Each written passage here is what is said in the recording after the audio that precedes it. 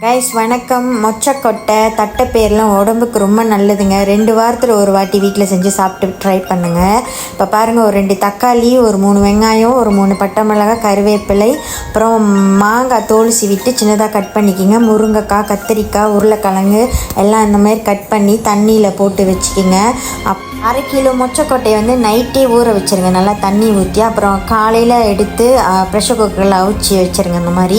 அதுக்கப்புறம் பாருங்கள், சட்டி நல்லா காஞ்சிடுச்சு. எண்ணெய் சேர்த்துக்குங்க, கடுகு தாளிப்பு சேர்த்துங்க, 1 டேபிள் ஸ்பூன் பெரிய சோம்பு சேர்த்துக்குங்க, பெருங்காயத்தூள் சேர்த்துக்குங்க, அப்புறம் பட்டை மிளகாய், வெங்காயம் நம்ம எல்லாம் வெட்டி வச்சது எல்லாத்தையும் மிக்ஸ் பண்ணி வதக்கி விடுங்க. அப்புறம் நம்ம எடுத்து வச்சுருந்த கட் பண்ணி வச்சுருந்த அந்த காய்கறி எல்லாத்தையும் சேர்த்துக்குங்க. சேர்த்து நல்லா மிக்ஸ் பண்ணி மூடி கூட விடலாம், இல்லாட்டி நீங்கள் ஓப்பனாக கூட வச்சிடலாம். அப்புறம் ஒரு பிடி கருப்பில் சேர்த்துக்குங்க. அப்புறம் இந்த காய்கறியெல்லாம் வேகிறதுக்கு கொஞ்சமாக உப்பு சேர்த்துக்குங்க. ஸோ நல்லா சீக்கிரமாக வெந்துடும். அதுக்கப்புறம் 2 டேபிள் ஸ்பூன் இஞ்சி பூண்டு பேஸ்ட்டு சேர்த்து நல்லா மிக்ஸ் பண்ணுங்கள். இப்போ பாருங்கள், காய் நல்லா வெந்துருச்சு. ஸோ இந்த ஸ்டேஜில் வந்து 1 டேபிள் ஸ்பூன் மஞ்சள் தூள் சேர்த்துக்குங்க. அதுக்கப்புறம் ஒரு 1.5 டேபிள் ஸ்பூன் பட்டை மிளகாய் தூள் சேர்த்துக்குங்க.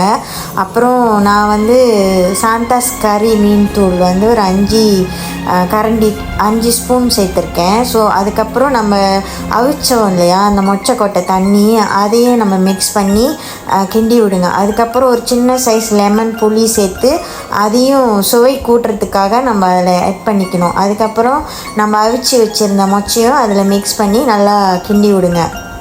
கெட்டியான பால் சேர்த்துக்குங்க. எப்பயுமே மொச்சக்கொட்டை குழம்புக்கு வந்து இந்த கெட்டியான தேங்காய் பால், இந்த முருங்கைக்காய், மாங்காய்லாம் இன்னும் சுவை அதிகமாக கொடுக்கும். அப்போது உப்பு கொஞ்சம் சேர்த்துக்குங்க. இப்போ பாருங்கள், நல்லா கொதித்து வந்துருச்சு. ஃபைனலாக கொத்தமல்லி ஆட் பண்ணிக்கிங்க. இன்னொரு டிப்ஸ் என்னென்னா, கருவாடு இருக்கு இல்லையா, மாங்காவை மட்டும் ஸ்கிப் பண்ணிவிட்டு இந்த கருவாடை நீங்கள் சுத்தமாக கழுவி பொரித்து இந்த குழம்பாடை இன்னும் ஆட் பண்ணி சாப்பிட்டிங்கன்னா கருவாட்டு குழம்பும் ரெடி ஆயிடுச்சு. ஸோ இந்த வீடியோ பிடிச்சிருந்தா லைக் பண்ணுங்கள், ஷேர் பண்ணுங்கள். நன்றி காய்ஸ்.